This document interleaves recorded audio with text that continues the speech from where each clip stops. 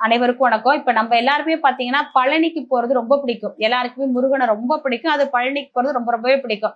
இந்த பூர்வ ஜென்மாவோட புண்ணியம் இருந்தா மட்டும் தான் நமக்கு ஒரு நல்ல தரிசனம் கிடைக்கிறதுக்கான வாய்ப்புகள் உண்டு.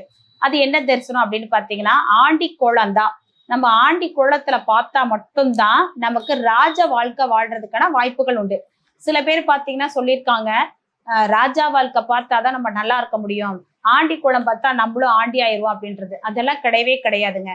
நீங்க இங்க இருந்து போறப்பே நல்லா வேண்டி தரிசனம் பண்ணிட்டு வீட்டுல இருந்து போறப்ப என்ன பண்றீங்கன்னா, ஒரு மஞ்சள் பிள்ளையார் பிடிச்சு வச்சு அதுல அருகம்புல் வச்சு ₹1 காயின் வச்சு சாமி கும்பிட்டுட்டு போங்க. அப்பா நான் இன்னைக்கு போய் முருகனை பார்க்க போறேன், பழனிமலை முருகனை பார்க்க போறேன், உங்களுக்கு உங்களுடைய அனுகிரகத்தினால எங்களுடைய குற்றங்கள் நிவர்த்தியாகி நல்ல வாழ்க்கை வாழணும் அப்படின்னு.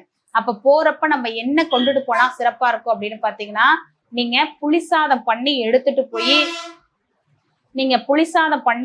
போய் அங்க இருக்கவங்களுக்கு விநியோகம் பண்ணிட்டு அதுக்கப்புறம் போய் ஆண்டி குளத்துல பாத்துட்டு வாங்க. நீங்க கோவிலுக்கு போயிட்டு வந்து 21 நாள்ல கட்டாயம் உங்களுக்கு நல்ல வாழ்க்கை வாழும், ராஜ வாழ்க்கை வாழ்றதுக்கான வாய்ப்புகள் உண்டு. ஏன்னா இது அனுபவத்துல கண்ட உண்மைதான். நீங்களும் பயன்படுத்துங்க. எப்போதுமே ராஜா மாதிரி வாழ வாழ்த்துக்கள். நன்றி.